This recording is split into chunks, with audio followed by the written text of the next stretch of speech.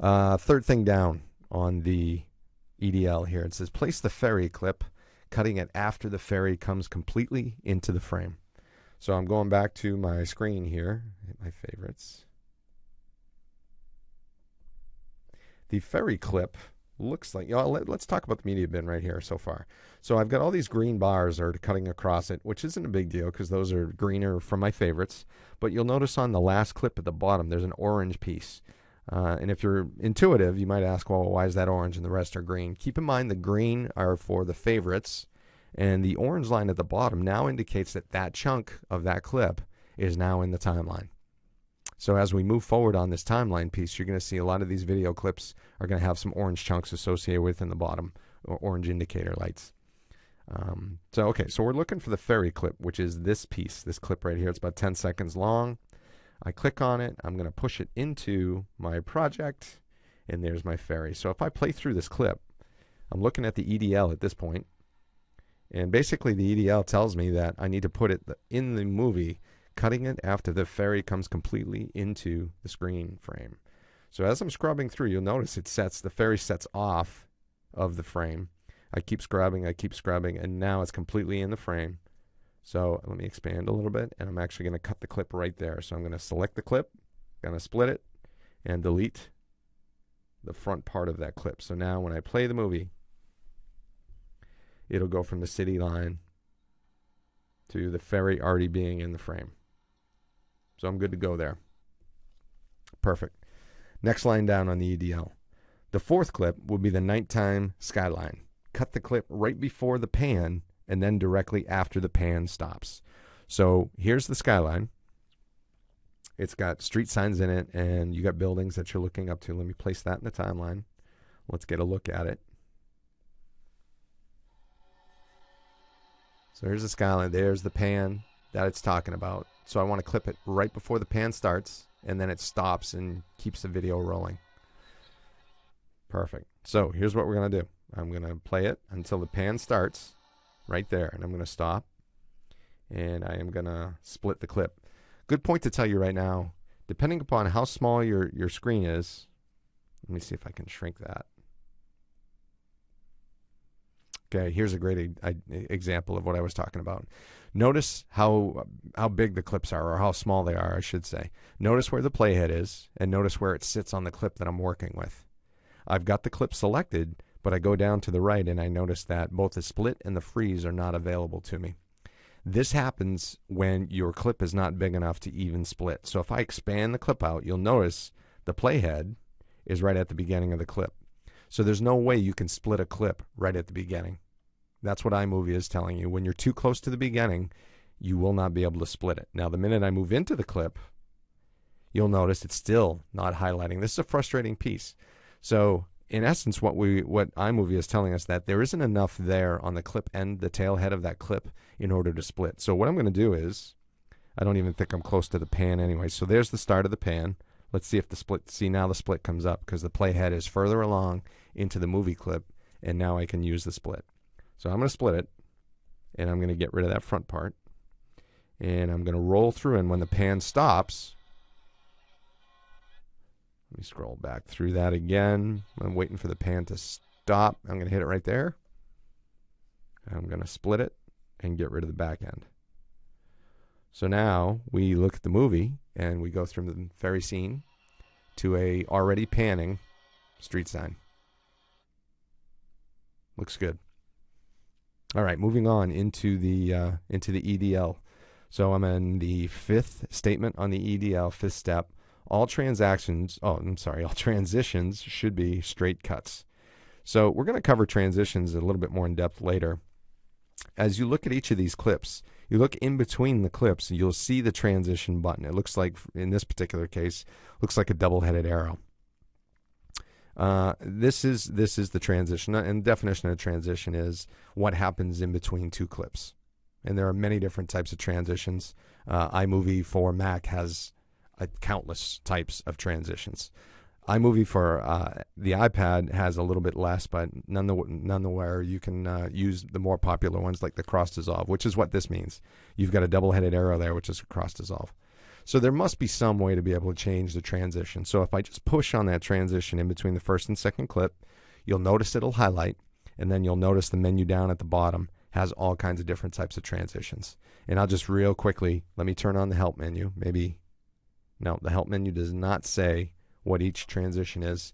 I can kind of figure this out, but your first one with the straight bar is a straight cut, which means there really isn't a transition. It just goes from one video to the next. The star next to it is a theme-based transition, so it all depends what theme you're on. We'll cover themes a little bit later. Third one over is the drop shadow. And then you've got black and white fade-ins and color fade-ins. And that's about all it gives you. But I would tell you, bar none, the two most popular transitions are whatever your theme-based transition is and your drop shadow. But again, we'll get into transitions later. So I've changed that one, and I'm going to change each one to a split, just a straight split transition, and let's get a look at what that looks like. So it goes from and it cuts right to the cityscape view. And you get the idea. So each one of these transitions will cut straight to whatever the next clip is.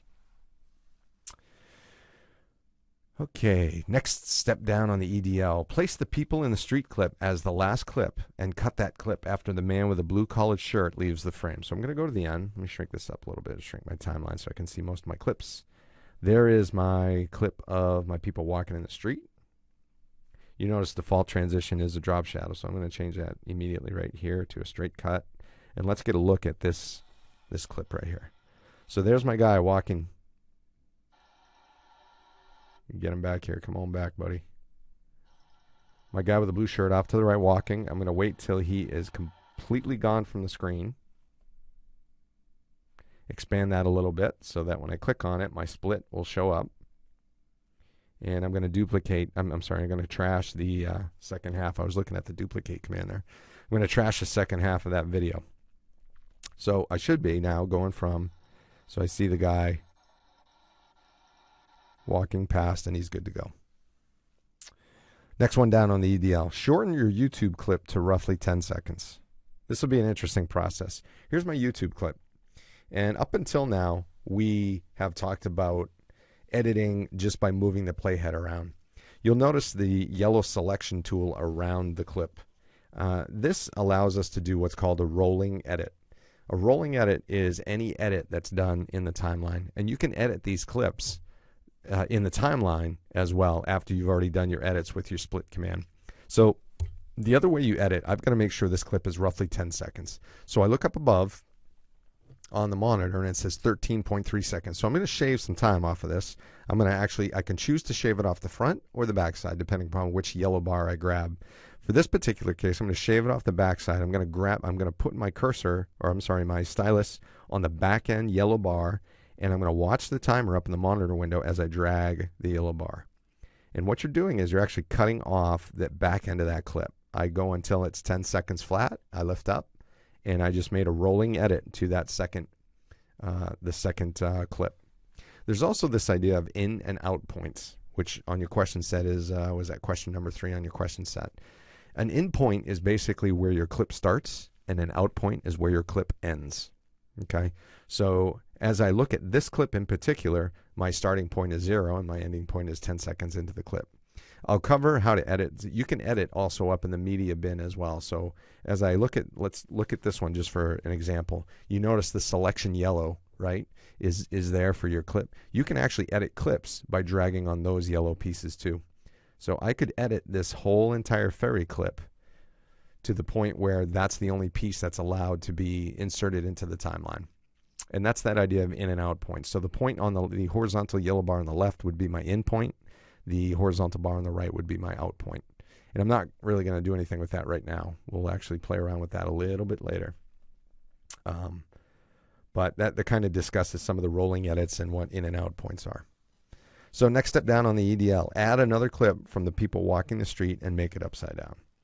So I'm going to go back to the people walking the street, and I'm going to add that into the timeline again.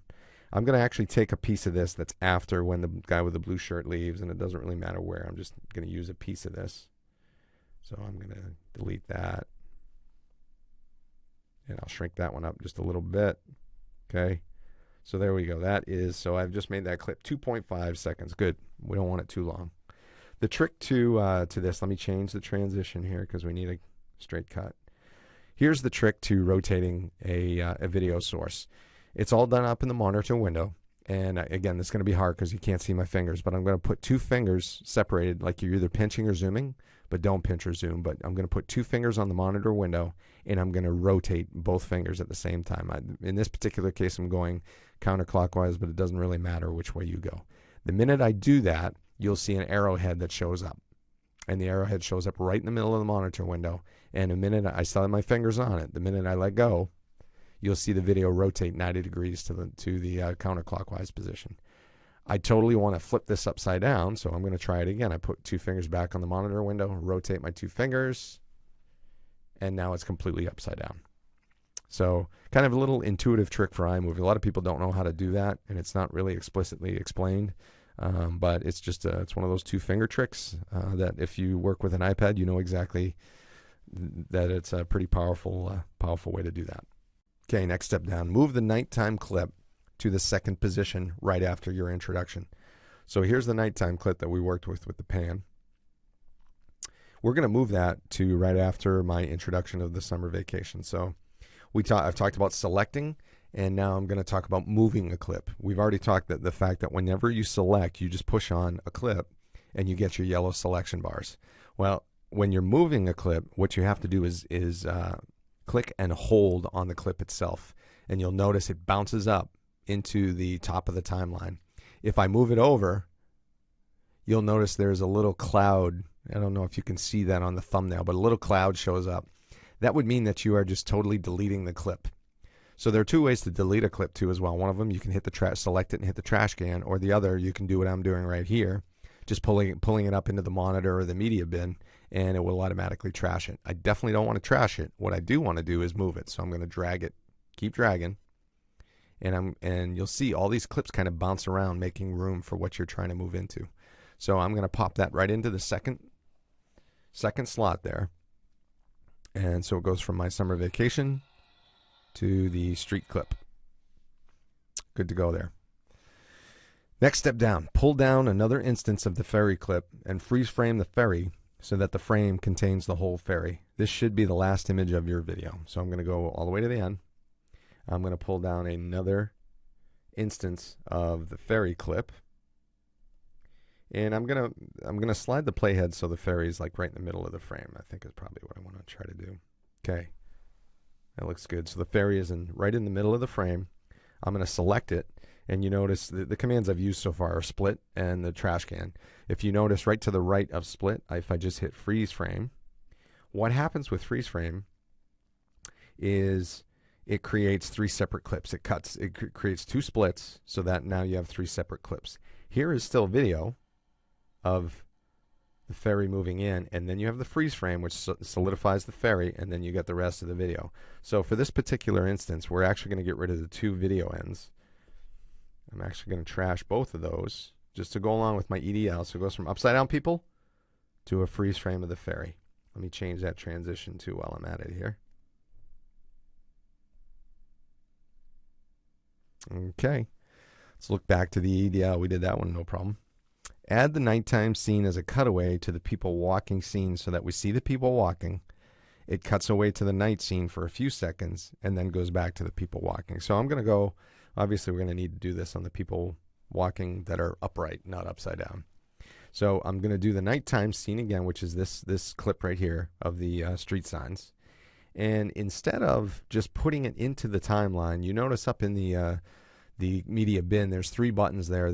We already know what the downward arrow does. It puts it into the timeline. You've got your play button, which allows you to play a clip right from the media bin as opposed to the timeline. And then you've got your three ellipses to the right. Let's hit those.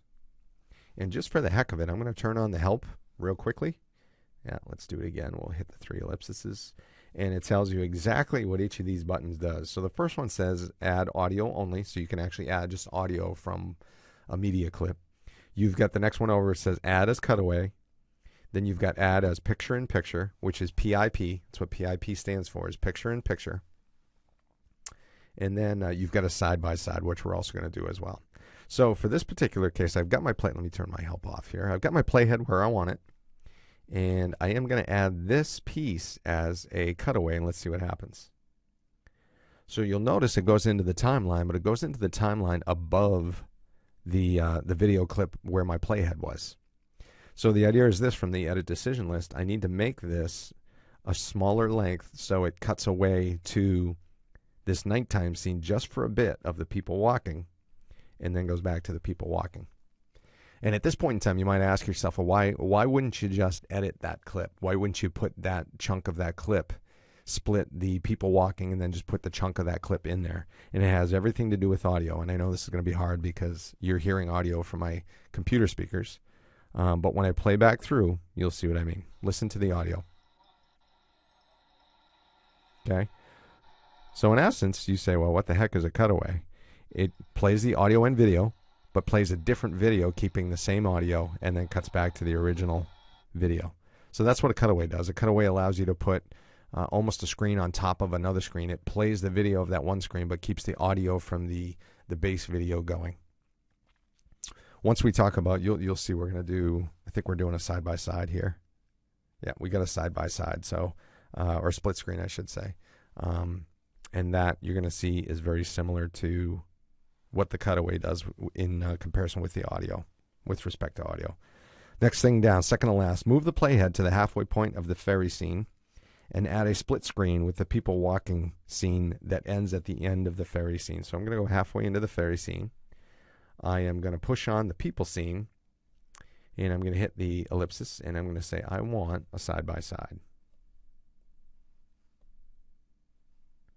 Did you see that error? It says move the playhead to a wider section. Let's try this again. Let's see what happens. Move the playhead to a wider empty cutaway section. How about if we do this? Let's shrink up the people scene. There we go. Okay, so basically the people walking scene was a little bit too big for the ferry scene. So I shrunk it up just by doing some rolling edits up in the media bin and then pushed it in, and we're good to go. So this is a side-by-side that needs to be the same length as the ferry scene.